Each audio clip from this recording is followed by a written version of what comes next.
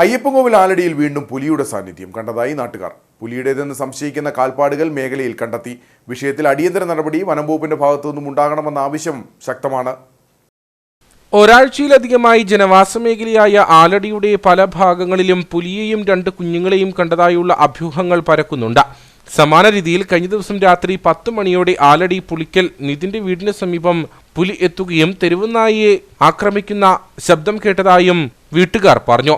ശബ്ദം കേട്ട് പുറത്തിറങ്ങി നോക്കിയപ്പോൾ തെരുവുനായിയെ പുലി കാട്ടിലേക്ക് കൊണ്ടുപോകുന്നതായും കണ്ടു. കൂടാതെ റോഡിലും ഇവരുടെ വീടിന് സമീപത്തും പുലിയുടേതെന്ന് സംശയിക്കുന്ന കാൽപ്പാടുകളും കണ്ടെത്തിയിട്ടുണ്ട്.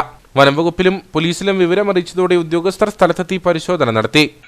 ആലടി പ്രദേശത്ത് കഴിഞ്ഞ കുറേ ദിവസങ്ങളായി പുലി എന്ന് സംശയിക്കപ്പെടാവുന്ന വന്യമൃഗത്തിൻ്റെ സാന്നിധ്യം കാണുന്നുണ്ട്. എനിക്ക് തോന്നുന്നു ഇവിടെയുള്ള തെരുവുനായ്ക്കളുടെ എണ്ണം കുറേ ദിവസങ്ങളായിട്ട് കുറയുന്നു എന്നുള്ള കാര്യം ശ്രദ്ധയിൽപ്പെട്ടിട്ടുണ്ട്. ഇന്നലെ രാത്രി സമീപവാസിയായ യുവതി ഏതോ ഒരു ജീവി ഒരു പട്ടിയെ എടുത്തുകൊണ്ട് പോകുന്ന നേരിട്ട് കാണുകയും ചെയ്തിട്ടുണ്ട്. ആളുകളെല്ലാം വളരെ ഭീതിയിലാണ് താമസിക്കുന്നത്. ഫോറസ്റ്റുകാർ അടിയന്തരമായി ഇടപെടണമെന്നും ഇവിടെ പുലിയെ എന്ന് സംശയിക്കുന്ന വന്യമൃഗത്തെ പിടിക്കുന്നതിന് വേണ്ടിയുള്ള കൂട് സ്ഥാപിക്കണമെന്നും ക്യാമറ സ്ഥാപിക്കണമെന്നുമാണ് ഗ്രാമപഞ്ചായത്തിന് ആവശ്യപ്പെടാനുള്ളത്.